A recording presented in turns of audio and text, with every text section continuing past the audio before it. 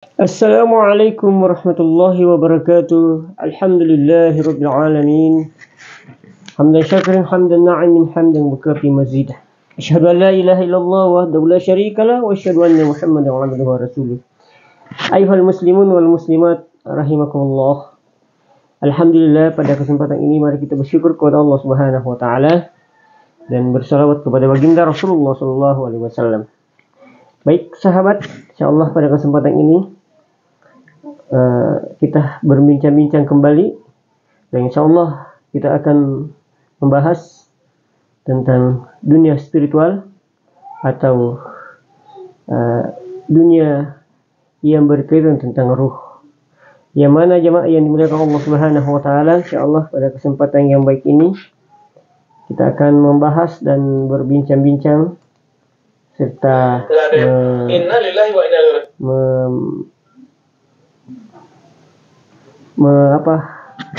membahas atau mengkaji tentang kalimat inna lillahi wa inna ilaihi raji'un dan berkaitan tentang ruh. Jadi insyaallah mungkin ada pertanyaan kepada kita, ada pertanyaan di badan kita bahwa sebenarnya ruh dan tubuh kita ini seperti apa dan bagaimana bisa menyikapi tentang ruh itu sendiri, karena selama ini kadang kita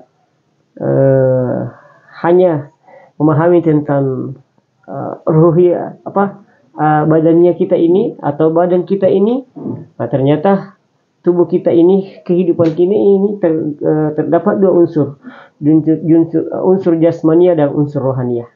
Maka ketika kita mau mengkaji lebih dalam lagi tentang ruh itu, maka insyaallah pada kesempatan ini kita akan mengkaji tentang pendapat Dr. Ar-Razih Hashim tentang ruh itu sendiri, dan mudah-mudahan insyaallah kita semua diberkati oleh Allah Subhanahu wa taala. Ya, seperti apa yang disampaikan beliau dari video ini, mari kita dengarkan bersama. Lillahi wa inna ilaihi raji'un. Kaitannya apa dengan ruh tidak dicipta, kan gitu. Ya. Mati itu pulang kampung. Tubuh dicipta dari tanah, maka dia pulang ke kampungnya tanah. Ya. Ruh dihembuskan dari ruhi Ahmad, maka dia harus cari jalan pulang ke. Bisa nggak ruh tubuh tanpa ditanam dia tertanam? Ya. Gak bisa, harus ada yang ngurusin, dimandiin, dikuburin. Tuh, paham maksud saya? Ini ilustrasinya. Jika tubuh zahir ini harus ada yang urus, harus ada gurunya, apalagi harus ada yang nunjukin jalannya, harus ada yang gendong. Jadi ruh ini kalau dia berpisah nggak ada yang jemput, dia akan gentayangan kemana-mana. Tapi bukan jadi hantu, bukan. Yang jadi hantu itu jin. Jadi ruh itu ketika tidak kembali kepada induknya atau kepada ibunya, maka ruh yang ada dalam diri kita ini ketika berpisah dengan badan dan ruh atau jasadia dengan ruhiyah, maka bisa gentayangan kemana-mana karena tidak tahu akan kemana dia akan pulang ruh ini, sementara jasadia akan kembali ke asalnya itu tanah. Sedangkan ruhiyah karena sudah berpisah, maka dia akan tidak bisa menemukan jalannya untuk kembali karena dia tidak memahami tentang jalannya. Untuk lebih memahami tentang seperti apa kita bisa kembali ke asal kita sebagai ruh yang setiap orang akan memilikinya, setiap orang ada, maka dari itu jamaah yang dimuliakan Allah Subhanahu wa taala, betul-betul menurut Profesor Dr. Ar-Razih Hashim MA ini, itu sangat penting kita pahami tentang asal usul ruh kita masing-masing. Seperti beliau sampaikan bahwa dia akan kemana-mana, dia mencari pertolongan. Siapa? Aku mau kemana ini? Jadi dia akan mencari pertolongan. Maka sekarang kita kasih tahu, kalau kita meninggal kita harus kembali kepada Ruhullah Ahmad. Ruh itu ini yang harus dicari. Makanya ada satu sholawat boleh diamalkan. Allahumma Ya Ahad, wahai ya Allah yang Maha Esa, Maha Tunggal, Salli ala Ahmad, limpahkanlah rahmat, sampaikanlah ruh kami kepada ruh Ahmad kepadanya.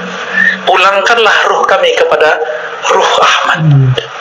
Pulangkan kami kepada ibu kami, induk kami. Kalau kita masih punya ibu, pengen pulang kampung nggak kalau ibunya di kampung? Ibunya di sini, berarti pulangnya di sini, iya kan? Coba misah sehari aja, nggak mau kan? Nggak mau tuh, pelukan langsung. Begitulah nanti, jika ruh tahu jalan kepada umur ruh, nanti mereka semua akan bermanja-manja. Makanya kalau bener nih kita sholawat, kita mewek-mewek nyebut nama Ahmad. Nggak ada orang yang nggak bisa nangis kalau nggak sebut Ahmad. Cuma ini kita lagi tahan-tahan aja nih. Kalau bener nih ruh, dia percikan dari hembusan Ahmad, disebut Allahumma ya Salli ala Ahmad, enggak, pasti ngalir. Ya Allah, ruhku ini adalah bagian dari hembusan ruhmu Ahmad, tolong kembalikan ia kepada ruhmu Ahmad. Sampaikan kami kembali pulang kepada ibu ruh kami Ahmad, induk ruh kami Ahmad. Enggak nangis, berarti dalamnya hitam. Ya, jadi jamaah yang dimuliakan Allah Subhanahu wa taala, untuk supaya ruh itu bisa menemukan jalannya kembali ke asalnya, maka ada amalan-amalan salawat ruh, salawat ruh ya, yang diajarkan oleh Rasulullah SAW dan para ulama kita. Dan insyaallah beliau sampaikan bahwa ketika tidak menemukan jalannya, maka dia akan gentayangan karena dia tidak tahu tujuannya dia akan kemana, karena sudah terlepas dari jasa dia kita, ruhiyah kita akan kembali ke asalnya, cuman dia tidak tahu jalannya kemana. Maka dengan kita bersalawat kepada Rasulullah SAW dan kita memiliki salawat tentang ruh ya, tentang ruh menurut beliau ini, maka insya Allah jalan ruh itu akan menemukan asalnya atau menemukan arahnya, dia akan menuju kemana. Kita lanjutkan kembali pembahasan beliau seperti apa salawatnya itu. Oke. Itulah rahasia. Silakan diamalkan itu. Ya. Ya. Allahumma ya Ahad, salli ala Ahmad. Allahumma ya Ahad, salli ala Muhammad. Allahumma ya Ahad, salli ala al-Mahdi khalifatika ya Allah ya Ahad. Allahumma salli ala Al-Fatihah.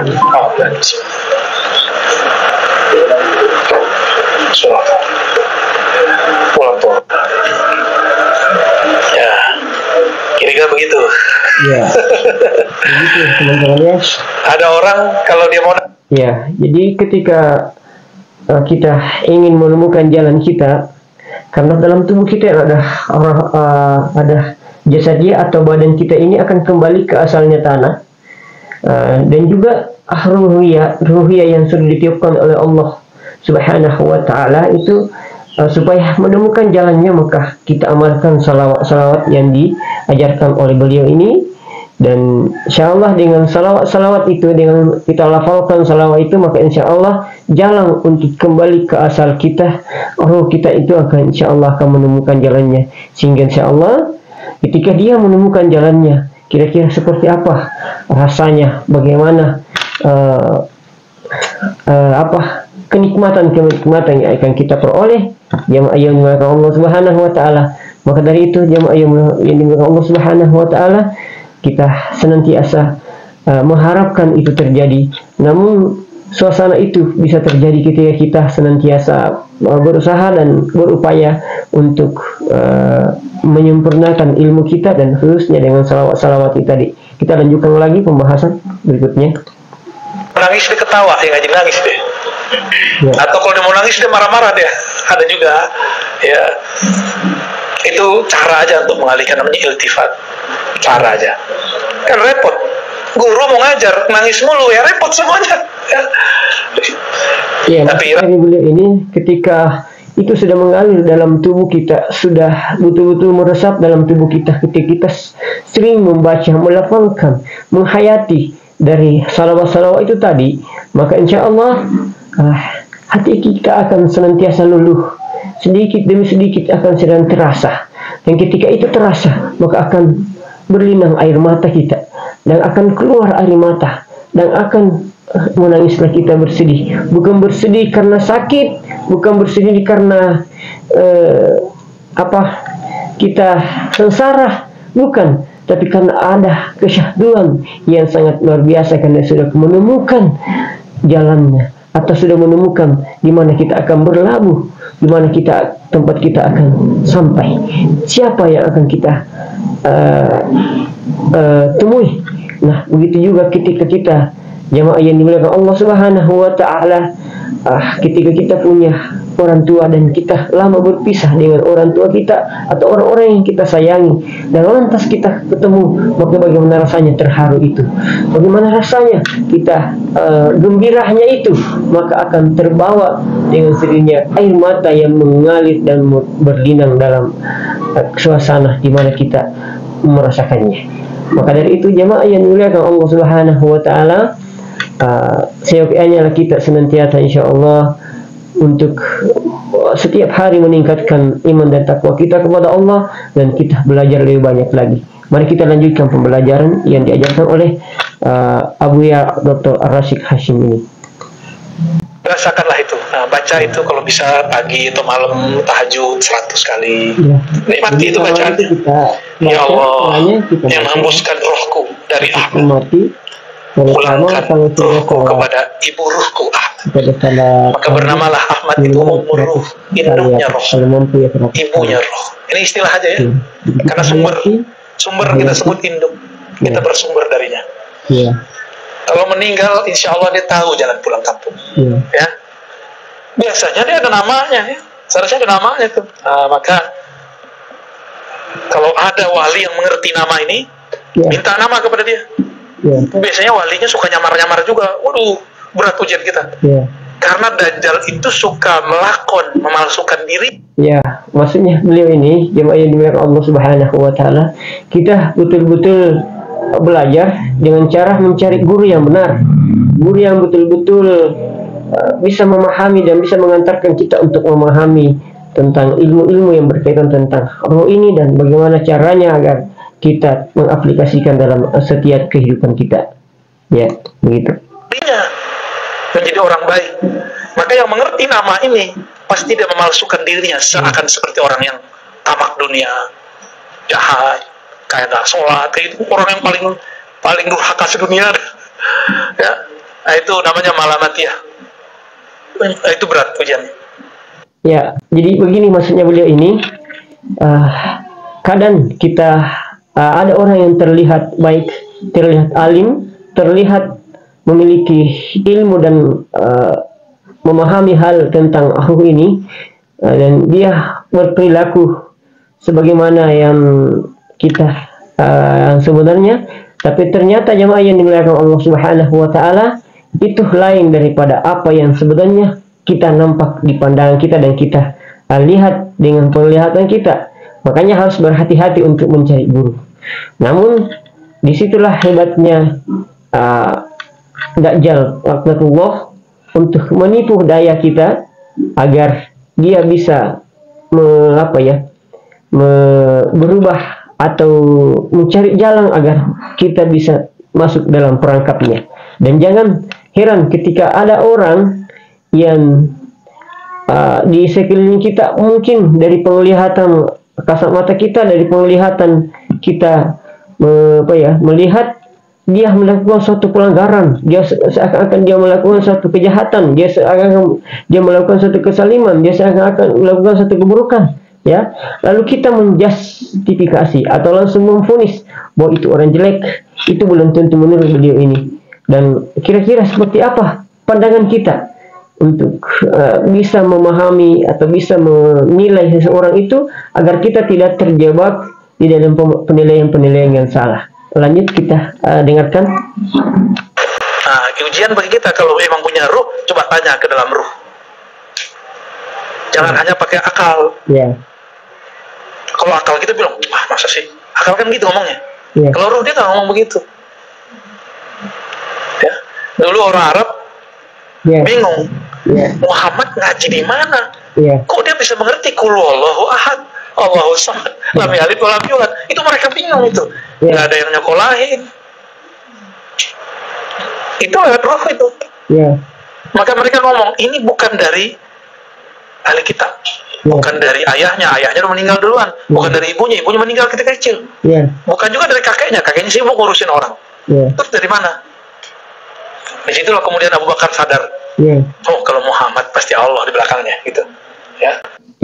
Jadi artinya bahwa ketika kita menghadapi suasana dimanapun kita berada, maka dengan kita selalu membaca salawat ruh tadi, dengan kita menghayati terus, maka insya Allah akan terpancar dalam hidup kita dan akan menjadi sumber pedoman kita untuk menentukan sesuatu. Maksudnya adalah kita senantiasa kembali kepada ruh kita bertanya. Jangan kita dahulukan akal kita, pikiran kita untuk menentukan suatu pembenaran atau membenarkan sesuatu, karena akal itu bisa saja salah dalam memahami. Dia melakukan suatu penafsiran dan pengertian tergantung dari panca indera yang ditangkapnya. Maksud saya matanya, telinganya, yang dia bisa lihat, dia bisa dengar, akhirnya dia bisa menyimpulkan bahwa pikiran, maka itu bisa kita salah dalam memahami atau salah jalan untuk memberikan suatu keputusan yang kita akan lalui atau kita ikuti. Lanjut beliau, makanya ketika kita menghadapi sesuatu, maka insya Allah Allah Subhanahu Wa Taala ketika kita tanya, kita ikuti, maka insya Allah akan memberikan petunjuk sebagaimana yang dihadapi dan dialami oleh Rasulullah SAW dan para sahabatnya seperti yang terjadi dalam sejarah. Kita lanjut lagi. Bernama beliau Siddiq. Kisah Mi'raj itu salah satu dari kisah yang beliau disebut Siddiq. Gitu.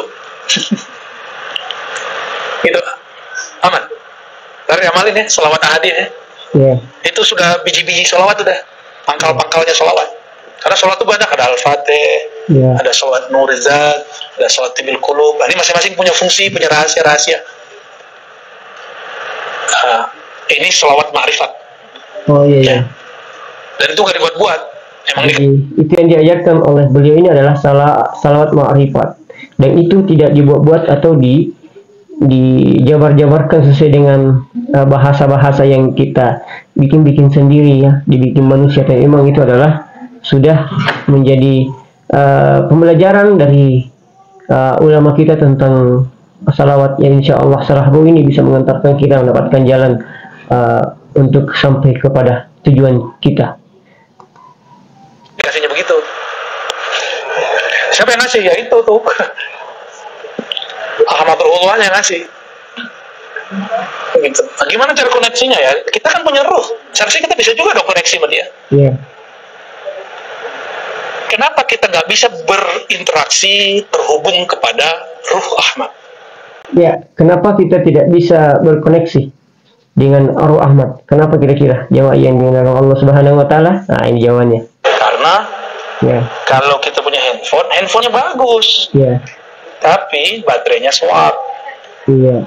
Baterainya ada, kartunya nggak ada. Kartunya ada, pulsanya nggak diisi. Pulsanya lengkap, nomor sudah punya, nomor yang dihubungi nggak punya. Nomor yang dihubungi sudah punya, tapi nggak mau nelfon. Paham itu bahasa-bahasa ya, bahasa-bahasa kias lah. Semoga kita bisa mengerti ya kias-kiasin. Maksudnya dari bahasa yang disampaikan beliau ini adalah bagaimana kita bisa berkomunikasi atau bisa menjalin kebersamaan dengan ruh Ahmad itu, ruh kita itu. Karena kita tidak bisa berkomunikasi itu karena apa yang kita semua rangkaian yang kita mau atau kita pakai untuk berkomunikasi itu tidak sempurna, tidak sejalan dengan apa yang diajarkan oleh Allah dan Rasulnya kepada kita. Seperti yang dia ilustrasikan atau dia kiaskan tentang HP yang kita biasa pakai berkomunikasi. Boleh jadi HP-nya bagus, tapi pulsanya tidak ada. Boleh jadi pulsanya ada, tapi signalnya tidak ada. Boleh jadi signalnya tidak ada, ada pulsanya, ada signalnya, tetapi tidak aktif nomor yang kita pakai tempati telepon. Kita tempati kita mau bersambung ke di mana kita telepon tersebut, kan jadi tidak bisa komunikasi. Tersambung lagi, tidak kedengaran lagi suaranya. Jadi bagaimana caranya supaya itu betul-betul dari kiasan-kiasan ini betul-betul sempurna? Insya Allah kita senantiasa harus berlatih dan jangan pernah berhenti untuk senantiasa berusaha dan berupaya supaya kita insya Allah sampai kepada tujuan yang kita harapkan, tentang bagaimana haru ini bisa menemukan, bisa mendapatkan jalannya untuk sampai kepada tujuan akhirnya. Dan selanjutnya apa yang menjadi wejangan beliau yang kita pahami? Ya, maka harus persiapkan casing yang bagus, persiapkan juga kartu energi yang bagus. Kartunya apa? Kalau mau download aplikasi bisa nggak tanpa nama akun? Maka harus punya nama akun. Apa nama akunnya itu? Ya, yang pertama ketika kita dari kiasan ini kita mau sampai kepada tujuan, kita bisa komunikasi, maka siapkan alatnya yang sempurna. Ya, kemudian siapkan namanya, bahasanya, supaya bisa kita jadikan sebagai alat untuk berkomunikasi. Ya. Itulah nama ruh. Ya. Maka ilmu tentang nama ruh adalah awal dari berkoneksi dengan Ahmad Ruhullah. Kita berkoneksi dengan Ahmad. Jadi kita berkoneksi dengan Ahmad Ruh. Ya. Kadang-kadang kita kena siloka yang selama ini orang udah ketemu sama kita, ternyata dia orangnya. Biasa. Kalau zaman-zaman Syekh Abdul Qadir kan enak, orangnya pakai serban, sholat masya Allah, enak. Tapi nggak mungkin Allah membiarkan mutiara Ahmad ini diobral, diketahui orang banyak-banyak, bisa dicuri dia. Maka Allah lapisi dia dengan sisi basyariah manusiawi yang orang nggak akan paham kalau di dalamnya ada sir Ahmad. Ya, kadang-kadang dia teman kita, jangan-jangan. Jadi luar biasa ya, rahasia-rahasia yang Allah Subhanahu Wa Taala bungkus dengan begitu rapinya dan begitu mantapnya. Hanya orang-orang yang memang memiliki hati yang luar biasa bisa menemukannya itu. Dan boleh jadi kita tidak bisa menebak siapa mereka yang memiliki mutiara ini.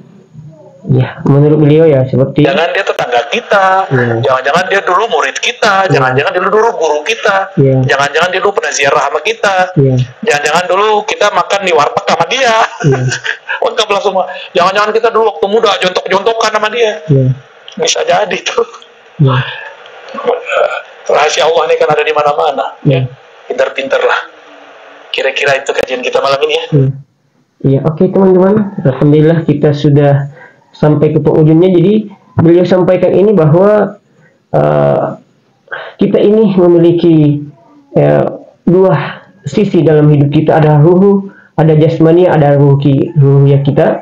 Maka ketika dua-duanya berpisah, maka jasad dia atau ruh kita kembali kepada tanah asalnya, dan ruh kita dikatakan kembali kepada asalnya. Asalnya adalah Ahmad. Namun kita harus berusaha bagaimana supaya roh ini bisa mengenal dan sampai kepada Ahmad itu. Maka dengan cara kita selalu memiliki memiliki caranya, ilmunya, yaitu kita selalu bersalawat dengan salawat ma'rifat yang diajarkan beliau tadi, dan kita mudah-mudahan kita bisa hafal salawat ma'rifatnya itu. Dan insyaallah ketika kita sudah memiliki salawat ma'rifatnya itu, maka tentunya kita tidak boleh asal-asalan, atau kita tidak boleh egoisme untuk menghafalnya saya, tapi kita senantiasa mencari guru yang benar, mencari guru yang betul. Dan kita harus berhati-hati mencari guru, karena banyak yang secara kasat mata kita memiliki berpakaian dengan baik dan memiliki postur tubuh dan penampilan yang meyakinkan tentang agamisnya atau religinya, tetapi ternyata isinya itu adalah dajjal, dan itu bisa mempengaruhi tentang akidah kita, dan kita bisa salah jalan. Begitu juga kita melihat sesuatu yang mungkin di luar dari nalar kita, dari pandangan mata kita, dari pendengaran kita, dia bertentangan dengan syariat Allah, itu belum tentu begitu adanya. Boleh jadi di balik itu semua kita mungkin tidak senang, tidak baik, tetapi ada yang disitulah Allah Subhanahu wa Ta'ala titipkan. Hanya saja di balik pengabdiannya, di balik yang kita lihat itu tidak sesuai dengan kenyataannya, karena itu bisa menjadikan kita bisa terkecoh. Jadi makanya kita harus betul-betul dari kerja keras untuk menemukan jalannya. Paling tidak kita awali dulu dengan selalu bersalawat, dengan salawat ma'rifat tadi yang diajarkan oleh beliau Dr. Buya Rashid Hashim MA.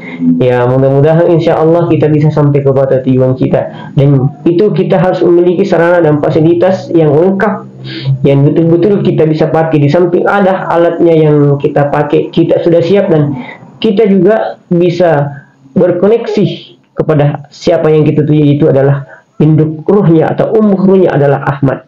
Ahmad inilah kita insya Allah senantiasa berkoneksi. Mulai dari sekarang, mulai dari saat ini, kita senantiasa memperbaiki kehidupan kita, memperbaiki hati kita, agar insya Allah kita senantiasa bisa sampai kepada tujuan itu. Maka insya Allah orang-orang di sekitar kita diajarkan bagaimana kita berperilaku dan bagaimana kita bersosialisasi dan menjadi berhubungan baik, berhubungan bersama. Mungkin boleh jadi selama ini orang-orang di sekeliling kita ada yang memiliki secercah cahaya Ahmad itu, yang dididik ke mutiara itu. Kita belajar, kita senantiasa mencari, jangan pernah bosan untuk mencari, jangan pernah malas untuk menambah ilmu pengetahuan kita, terkhusus bagaimana mengasah ruhiyah kita ini. Dan paling tidak sebagai titik akhir dari ini adalah mari kita bersalawat dengan salawat ma'rifat tadi. Mudah-mudahan insya Allah kita akan mendapatkan jalannya untuk sampai kepada tujuan ruhnya itu, menemukan Ahmad. Dan Ahmad juga adalah mengakui dan merindukan kita. Maka indahlah hidup kita selamat di dunia dan selamat di akhirat. Lebih dan kurangnya mohon dimaafkan. Jangan lupa dibantu untuk subscribe, like, and share. Mudah-mudahan bernilai ibadah di sisi Allah Subhanahu wa Ta'ala. Lebih dan kurangnya mohon dimaafkan. Wabillahi taufiq wassalam. Assalamualaikum warahmatullahi wabarakatuh.